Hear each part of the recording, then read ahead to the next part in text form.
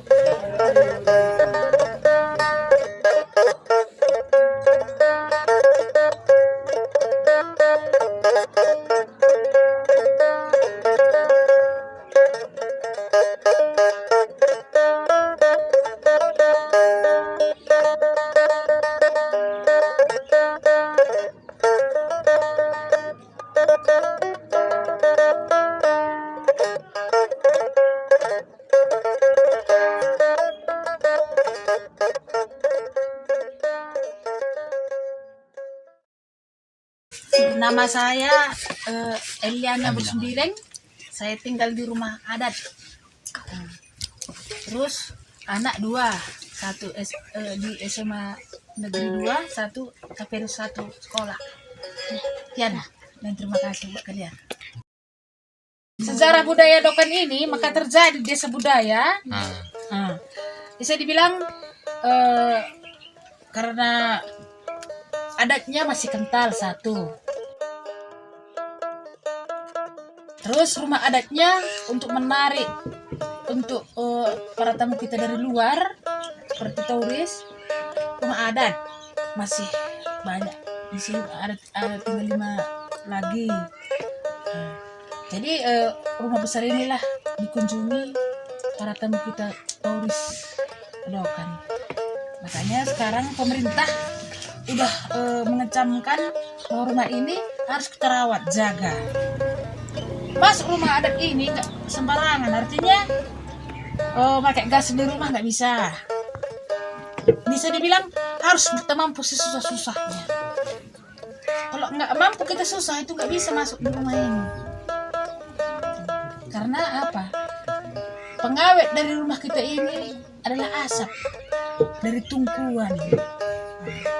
Kalau dulu penuh rumah ini, masak pula air nasi babi jam 10:30 sampai jam siap lah nasinya itu dimasak, nasi babinya ke besoknya lah. Makanya kalau rumah ini kan digores pun kayak gitu kan, kayak hitam itu. Coba kalian goreskan ini kan hitam kali ini kan, kalau kayak gini kan kayak hitam itu. Itulah pengawet dari rumah kita ini. Itulah menariknya para turis, para tamu dari luar ke Dokan ini. Makanya udah dijadikan desa budaya. Kalau dulu nggak desa budaya ini, karena di mana-mana rumah adat. Semua ada rumah adat. Terus orang Dokan ini perawatannya memang hebat. Leluhurnya masih dipakai.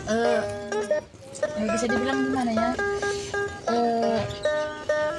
Apa artinya pedah itu? Saran dari nenek moyang kita dulu sampai sekarang itu masih dipakai, masih kita pakai itu. Makanya masih sampai sekarang masih terawat rumah kita ini.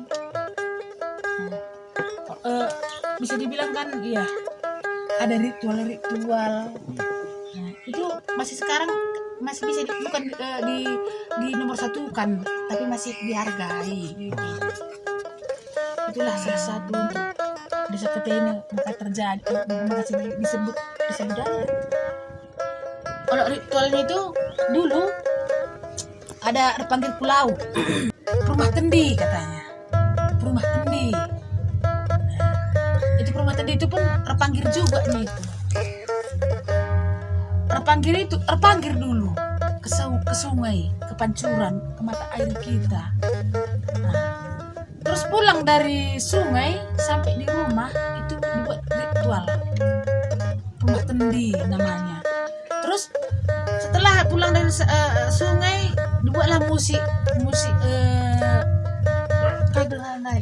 slow. Ya, itulah musik slow itu datanglah arwah-arwah halus sama yang terpanggil tadi. Gimana kejadiannya kampung kita ini bisa dijelaskannya? Bisa dijelaskannya, tahu dia. Kalau kita percaya, kenyataannya pas juga. Penusur sirah itu gak sembarangan itu. Itu gak sembarangan diturunkan itu. Kalau garam itu ada dua, laki-laki dengan perempuan. Perempuan itu cuma bisa diturunkan karena waktunya diturunkan itu untuk makan-makan keluarga yang penghuni kampung ini, pendiri kampung ini 3 hari. Makanya kalau garam itu kan yang perempuan itu beranak terus, kalau laki-laki itu enggak.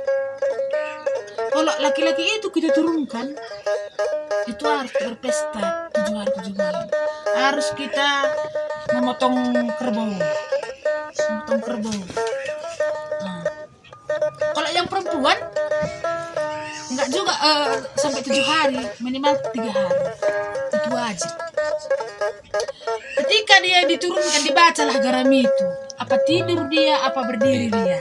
Kalau berdiri dia, tenanglah desa ini. Kalau berdiri dia, bakalan ada kejadian di kampung kita ini. Itu artinya. Bisa nanti berdiri garam itu. Berdiri dia. Itu berbahaya untuk kampung kita.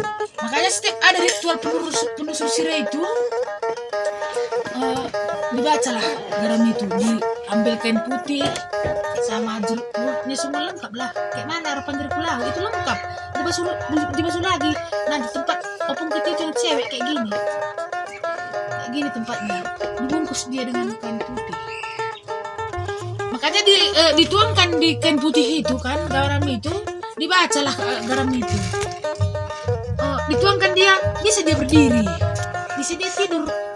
Kalau memang ada nanti bakalan terjadi di kampung kita ini, itu berdiri dia itu. Nggak bisa kita dirikan dia. Kalau memang dia berdiri. Kalau dia kalau nyaman di kampung kita ini, dia bawa dia semua. Sudah dibaca penghulu lah. Penghulu itu yang penguasa, yang pemilik keturunan dari garam itu, yang punya garam itu. Katanya tidur bagus untuk kampung kita ini, katanya. Oh baguslah, tenang kita. Kalau ada tadi kata-katanya dari garam itu, berbahaya juga kampung kita ini. Itu anak rumah sendi namanya. Setiap rumah adat itu dipenghului.